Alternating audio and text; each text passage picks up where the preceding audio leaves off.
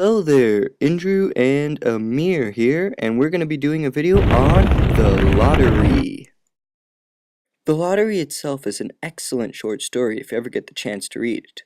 It's by Shirley Jackson. The story details: year after year, the civilians of a village gather in the town square and hold a lottery in June. It is an occult practice designed to select a blood offering in order that their crops grow plenty and fruitful.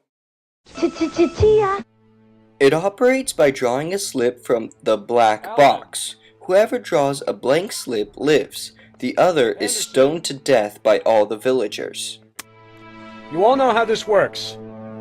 I call the household name, family members come up, take one slip from the box. Married daughters, you draw with your husband's family. Good luck, everyone. Old Man Warner suggests that the lottery be kept as a tradition generation after generation, implying that those imposing change are a bunch of fools.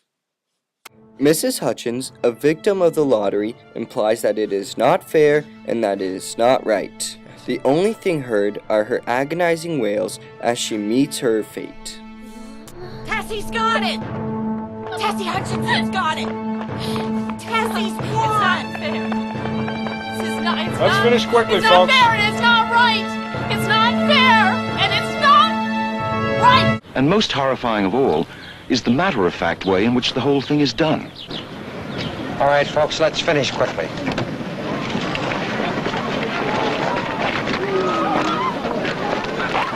The people's chief feeling seems to be a kind of good-natured impatience. They simply want to finish the affair as quickly as possible so that they can get home to lunch. Well, everybody, that went pretty fast. Now we're going to have to hurry a little more to get done in time. Bill, you drew for the Hutchins family. For these people, apparently, it's just another June 27th. The story is written in third person limited. This means the narrator mainly knows what the reader knows. Furthermore, the voice of the narrator is objective. This is when the narrator tells a story without describing any of the character's thoughts, feelings, or opinions. It is rather objective. It provides an unbiased point of view. Used to be a saying, lottery in June, corn heavy soon. Next thing you know, we'd all be eating stewed chickweed and acorns. Is that the clue we're looking for? Historians and anthropologists have made us familiar with the figure of the sacrificial victim. That is, the individual chosen by a community as a blood offering to the god or gods from whom some particular favor was required. In agricultural societies, of course, the first request would be for a fruitful harvest, and many ancient people were willing to pay so extravagant a price as the offering of a human life. Shirley Jackson's lottery is a ritual sacrifice made by farmers.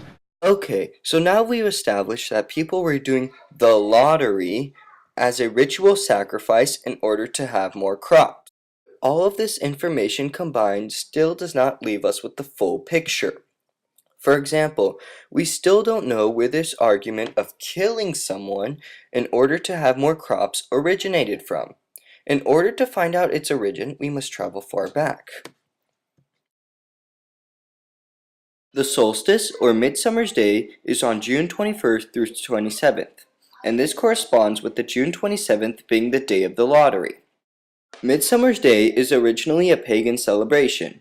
It originates from the time before Christianity. It was celebrated as a sacrifice in the sign of fertility.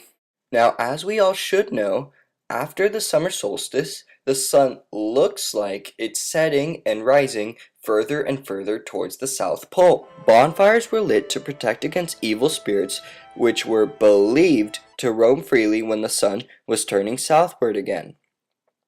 Some believed that the plant Candula had a miraculous healing power. By doing a ritual sacrifice, they believed they would receive more crops, thus receive more of this sacred plant and heal more people.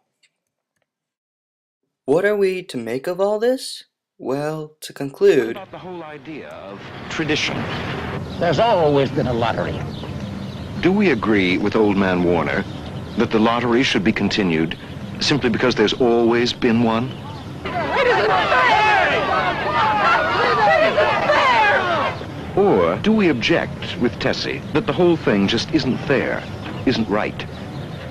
It's always easier to follow an established trail, to do what someone else has done before. But when that trail leads to the wrong destination, when what has been done before no longer makes any sense, should we stick to it without turning? It seems to me that Shirley Jackson asks us to think both about the terrible and useless death of one human being, and also about the reliance we place on tradition, on acting in a certain way only because it's always been the way to act.